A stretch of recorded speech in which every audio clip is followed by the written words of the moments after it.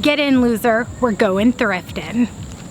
Hello beautiful friends, my name is Katie, and in today's video we are not gonna make fetch happen. That's not a thing. It's not gonna happen in this video. But in this video we are going to use some thrifted pieces as well as my favorite thing in the entire world, which is Rit Dye, and also specifically Rit Dye More because I'm obsessed and I just like dyeing things with Rit Dye More. I might leave a card above with some of the other things that I've used Rit Dye More for. It does a really great job. And for today's video we are going to make ourselves a Regina George costume in celebration for Mean Girls Day, which is just a classic thing that you gotta watch on October 3rd. And also, I just have always wanted to dress up like, I don't know, all the characters from this movie. Don't really know why, just want to do it. I feel like this costume, you just have to be kind of, you gotta own it. You gotta be sassy and you gotta live your best life. So before we get into the actual tutorial part of this video, you should hit the like button. You should smash it, destroy it, whatever, because we are living our best Mean Girls life. So you know what? I'm telling you right now that you need to hit that like button and also subscribe if you're not subscribed yet, because I make lots of DIY videos and also thrifted DIYs and all sorts of ridiculous fun.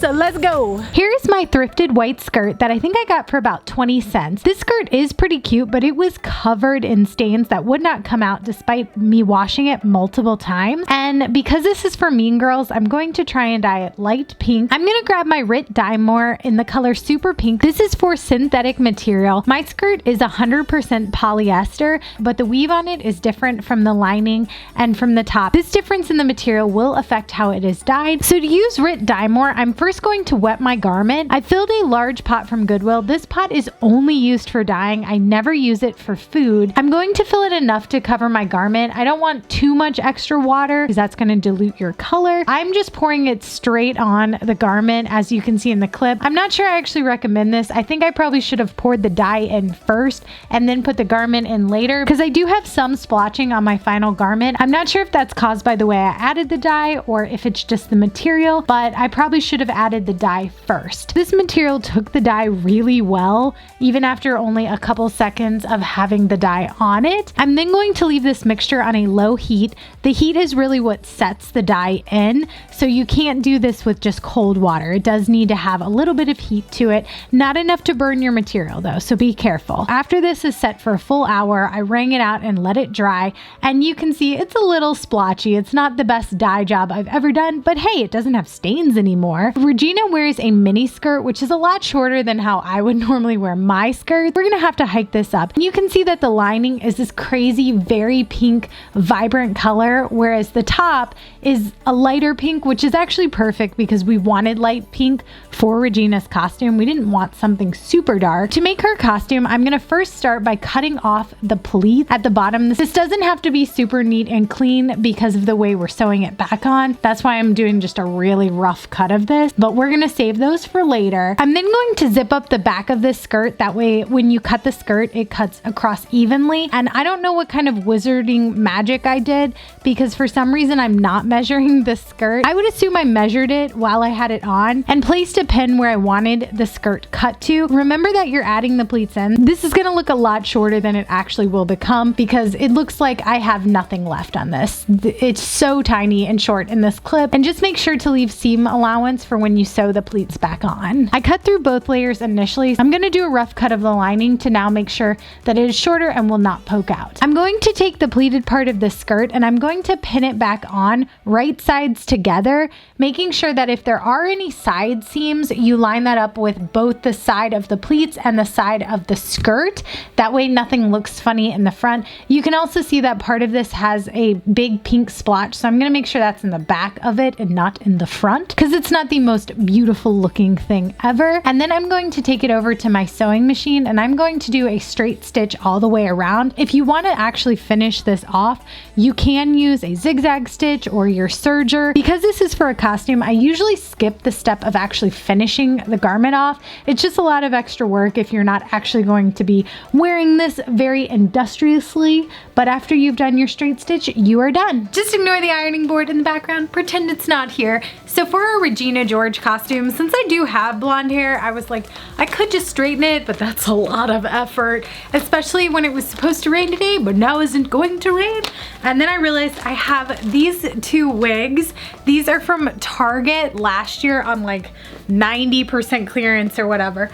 I don't know how much this one was. I feel like this one was probably $20 or $30, so I got it for like $2. This one was $10, so I would have gotten it for about $1. This one looks truly hideous.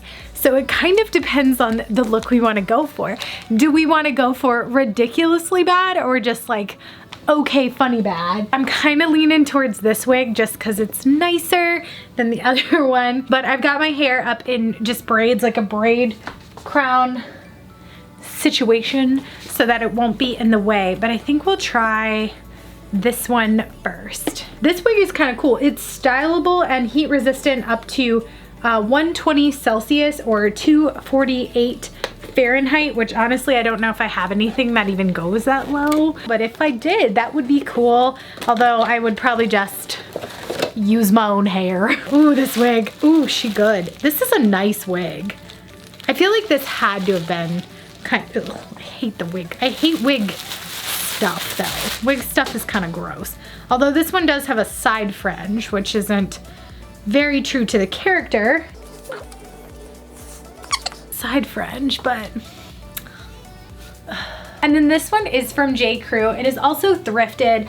I think I bought this for this costume specifically last year, but also I knew that this was a piece I would actually just wear in real life because I love these kind of cardigans anyway. So here we go. Here's our look. Our look where we can be like,